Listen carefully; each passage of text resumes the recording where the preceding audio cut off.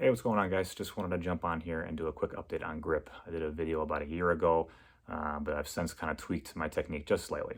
I had a Marine reach out to me recently and say that he shared that video with one of his junior Marines that's never shot a pistol before or had minimal experience with the pistol, helped build her grip with that video as a reference, and then ended up qualifying as an expert or as expert with that pistol under Marine Corps standards, right? I thought that was really cool for someone who's never shot a pistol before. So I wanted to get out here and kind of give an update to that video since it's not exactly dated, but I have changed my technique since then.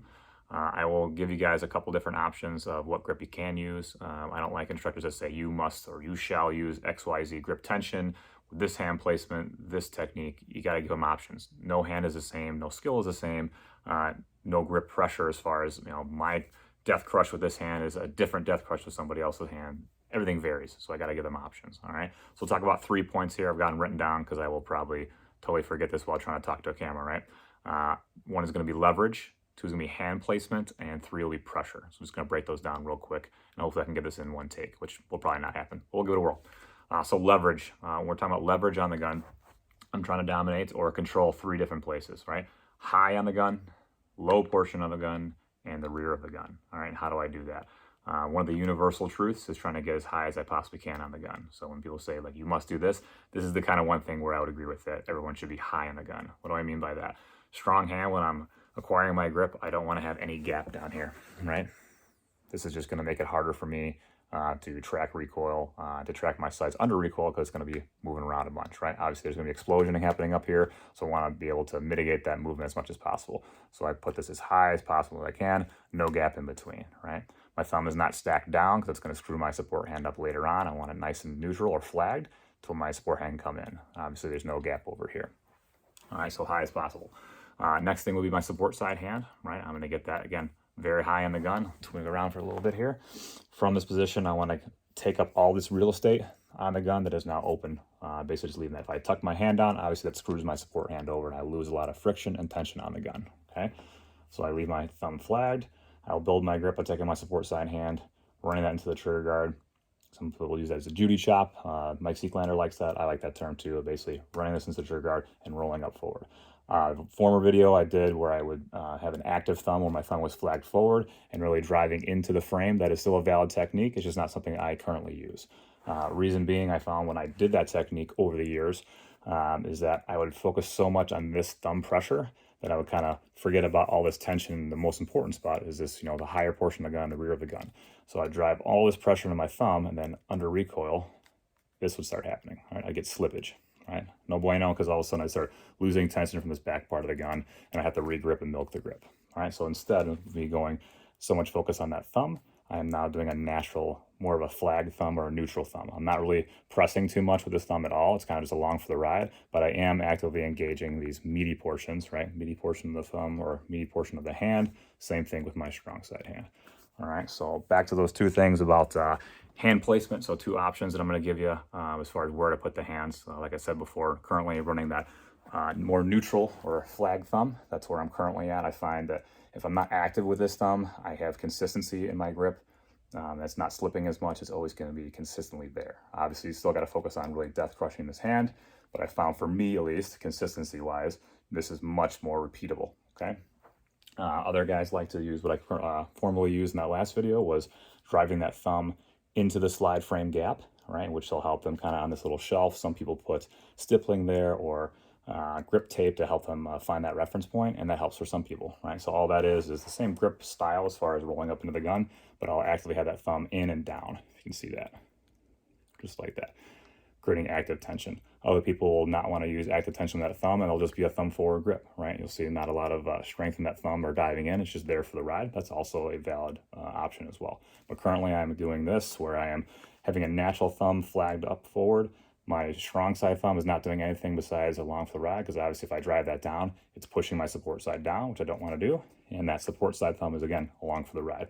I am actively squeezing with this hand and my strong hand, which I'll talk about in a second, but this is just for the hand placement or what I'm currently using. This is acceptable, just a different option for you. Just make sure you're still keeping this tension on this hand and not letting this thumb take over the focus where you're really diving into the gun and recoil, okay? Last thing here, pressure. What's the adequate pressure or what's the proper pressure I should be using? I like to utilize 360 grip, so pressure all around the gun. So I'm controlling the top of the gun, the bottom, and that rear portion because I want to have as little movement as possible and repeatable recoil control. All right. Some people also use the term horseshoe grip, 360 vise. I kind of combine the two. Another version is a walnut grip, which I don't usually use, but I'll talk about it because some people, it might work for them. All right. So what I'm currently using, 360 grip. So I have grip tension or pressure all around the gun. So same hand placement here, all around the gun, and I am squeezing, actively squeezing with my fingers and the meaty portions of the hand and palm on both hands, all right, all the way around, 360 grip. The horseshoe grip, I did talk about that in the last video, very common. Some really high-end shooters utilize that, and I kind of bounce back and forth by using it every once in a while. In combination with the 360 grip, all it is, you think of a horseshoe, big U, you're trying to grab that horseshoe and bend it out, all right? And that's creating active pressure with the top or the rear portion, those big fat meaty portions underneath your thumb into the gun, right? As high as I possibly can, because obviously that's where all the recoil is happening, or the explosion is happening when that round goes off, is the highest portion. If I could hold the gun like this, I would, right? Because it'd be as high as I possibly can. Obviously, that was not gonna work because the slide needs to reciprocate. So the next best thing is being as high as possible on the gun, right? So I've got nice high grip, 360 coverage. If I choose to do that horseshoe grip, it's a little bit of flex, right? I don't want to get too aggressive with it where I start losing that pinky pressure and my elbows are in not really a natural state. So I will have just my 360 grip. If I choose to do the horseshoe, it's just a little bit of flex. And all that's doing is creating a little more tension, the high portion of the gun, squeezing in, okay? So you have 360 all the way around the gun. You can do 360 with the horseshoe, or you can try that walnut grip. All that walnut crushing grip is you think you have a walnut in the rear of your palm here, and you're squeezing the back of the gun. I haven't found consistency with that, but some people do, so that is another option. So just think about creating active tension to the back of the hands and pressing together. Again, not something I currently recommend, but some people that might work for you, okay? So for me currently, 360 grip all the way around the gun. I kind of bounce back and forth whether I use a horseshoe or not. Currently just more of the 360 that works best for me, but I do evaluate that, month to month, year to year to see if I want to jump back and forth or not. Best way to figure out what works best for you, it's called a berm drill. Maybe I'll post that later on, where you're shooting into a berm, no target. You're going to stare at either your red dot or your front sight. The one time it's okay to stare at your red dot, because I'm actually trying to isolate and see what's happening with the dot under recoil. Is it consistently going up?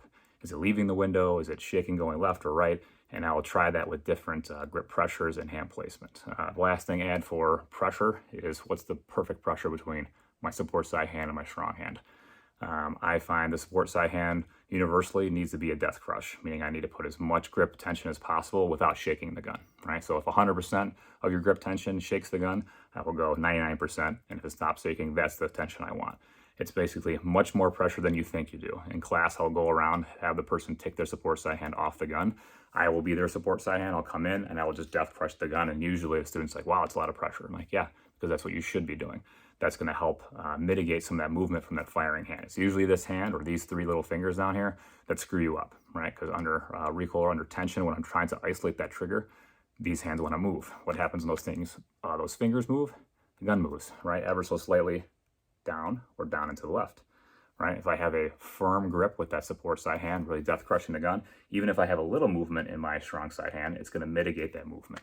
Not perfect, right? It's not going to stop everything, but it will help set you up for success, right? So death crushing with this hand. The big debate out there, what do I do with my firing hand? Should I be death crushing with this hand? Should I have a firm grip? 60-40, no firing hand tension, the hammer grip. There's 1,000 things out there. I just tell you to find out yourself as far as diagnosing this, right? Start off with death crushing both hands. See how that works for you. Can you isolate this trigger finger? Can you run your trigger fast that way? I'll tell you, I will have a death crush with this hand, and I call a firm handshake with this one. So slightly less tension. I don't have an exact number on it because I don't know. If I say, I shake your hand with 80% versus 100%, what does that mean for different people? I don't know. I know what it means for me is for when I have my firm handshake versus a death crush with a support side hand. So I am slightly less tension with the strong hand, but it is still firm. Some people, I know Ben Steger and a few of the other competition shooters out there like to really relax this firing hand because it lets them isolate this trigger finger, run it really fast. I think Max Michel does the same thing. He uses the term how you grip a hammer, right? So in a hammer, you're not death crushing this to drive in nails. You're holding it just enough to be able to strike the nail, right? So somewhere between that 40 to 60% land if you like the percentage points, right? Best way I can tell you is to try it out, right? Start with death crushing this hand. and slowly increase and decrease tension or pressure with this hand and see what works best for you. When I say works best, I mean what is consistent. What are you going to be able to repeat over and over again? I have found just when I shoot, if I try to start with a lot less tension or minimal tension with this hand, over time, I end up tensing this hand anyways. So my thought process is, if I have a firm grip with this hand, I shouldn't be able to be increasing pressure on that to have inconsistency in my grip pressure, because it's already strong, right? It's already firmly around the pistol. The downside of that is I may not be the fastest split times because I can't isolate my trigger finger speed as bad, right? So if I had a less tension in this hand, right, I might be able to run this a little quicker. For me, I'm looking for consistency. So again, tomorrow that might change. Maybe I'll loosen the tension up on this so I can get faster split times or consistency with the speed of my trigger. But right now I'm firm death crush with this one, firm handshake with this guy, keep it consistent throughout. So I'm rambling right now. Last little thing here, I think I've said last like 6 times, but whatever, my video. Additional things to help you. If you're finding yourself slipping on your grip, right, when your support side hand is driving forward and you find this happens a lot, whether your thumb was forward or up, and this just happens, obviously tension, increase that tension as much as you can. 360 grip high on the gun is possible, but you can also add some aftermarket things. Grip tape. This is Talon Grips. I think it's their, whatever their middle grade one is. I think it's the Pro Grip is what it's called. It's kind of not the granulated, but it's not the rubber. It's in between. And I found this really is really good tension. I've also put one a little bit underneath the trigger guard. That helps from that index finger not really driving forward as much. So I like this stuff, especially for you coppers that can't modify your guns. This is nice and simple. It can come off really easy. Just follow the instructions on how to put it on. You got to use a blow dryer or heat gun or something like that. Stippling, that's also an option. Right, permanent fix. So if you have policy in place that doesn't allow you to do this, obviously you're kind of screwed. Just go with the grip tape. But this is another really good way to build friction against the gun. Okay, so like I said before, guys, focus points you got. It's going to be leverage, right, on the gun, top of the gun, the bottom of the gun, the rear of the gun. When I say rear of the gun, it's that left portion where this meets my support side hand. I want to get a little bit of grip surface area with the support side hand on that rear quarter panel of the gun, right? So this little area right here, I don't want just my strong hand being able to touch that. I want my support side hand getting on there. So what I don't want to have is this, right? I don't want to have that gap. I want this to be meeting up, okay? So hand placement, top of the gun, bottom of the gun with my pinky pressure, support hand and strong hand pinky pressure, and the rear of the gun, okay? So I already talked about the leverage, hand placement, and then pressure, right? That's going to be on you to figure out what works best for you, right? Start off with that death crushing the support side hand and start working tension, right? Low tension or minimal grip strength with our strong hand, and then increase that as you go and see what is most consistent with you on that berm drill. All right, if you guys have any questions, let me know. Hopefully this helped. I know I'm rambling, but let me know if you have anything questions-wise or input on this one. Thanks.